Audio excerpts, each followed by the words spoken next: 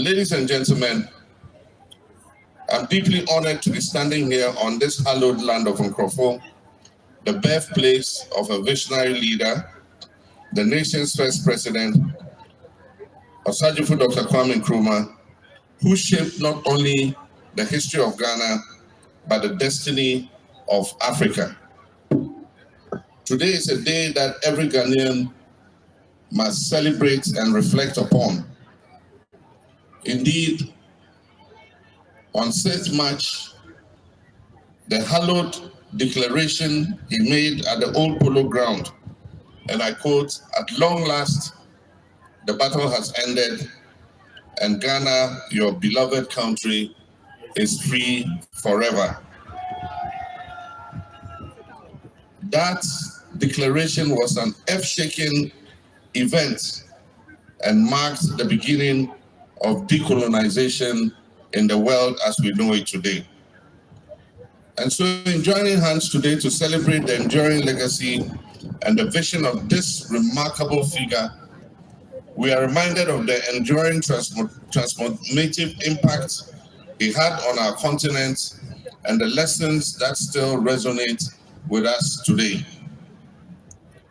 The man, Osagyefo Dr. Kwame Nkrumah, was a man of unparalleled vision.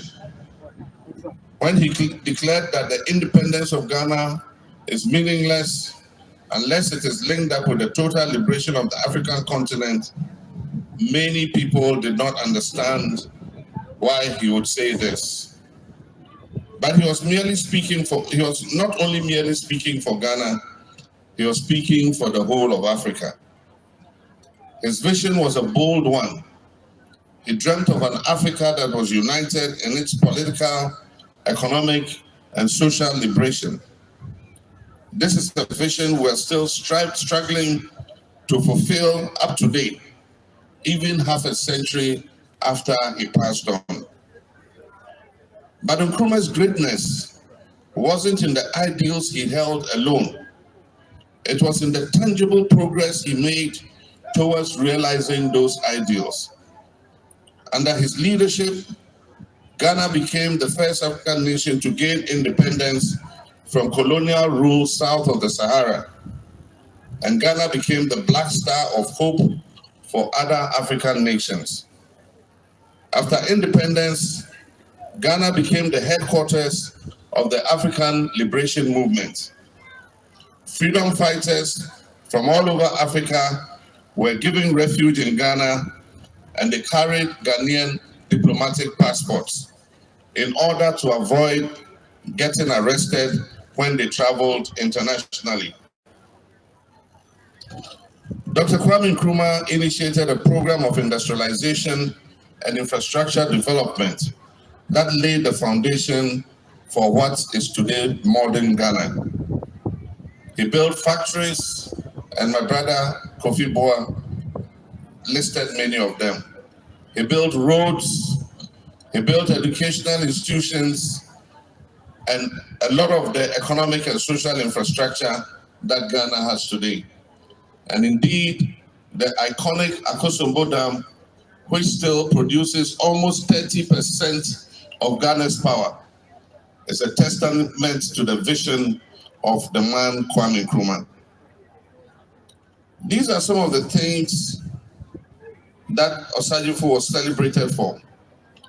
And these infrastructure developments were not just symbols of a nation on the rise, but of Kwame Nkrumah's commitment to Ghana's economic independence. Nkrumah's legacy extends far beyond only infrastructure. His ideals of African unity, social justice, and economic independence are still pillars that guide progressive forces and thought across the African continent. All over Africa, Kwame Nkrumah is included in the educational curriculum of schools in African countries for the study of African history. Decolonization is recognized as one of the momentous events of the 20th century. And this is why Kwame Nkrumah was named as the African of the millennium by the BBC.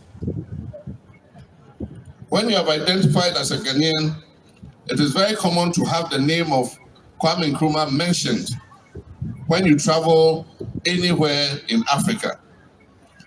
If you say, I come from Ghana, most likely the first name they will mention is, oh, Kwame Nkrumah's Ghana. This always fills me with a sense of pride when I travel anywhere in the continent.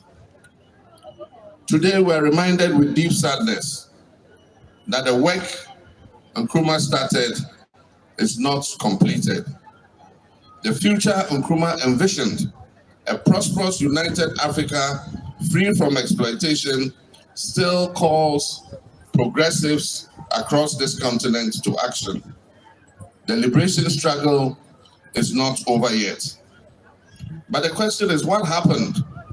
What or who truncated the vision and set us back this way?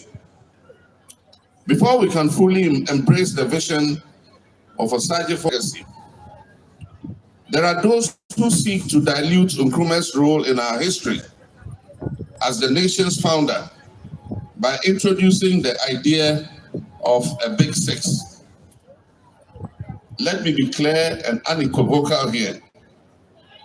While many far beyond the Big Six being bandied around played significant roles in the independence struggle, Nkrumah was that critical catalyst that brought the struggle to a head and eventually resulted in the historic liberation of Ghana from colonial domination. The so-called Big Six were an accident of history and not a united force.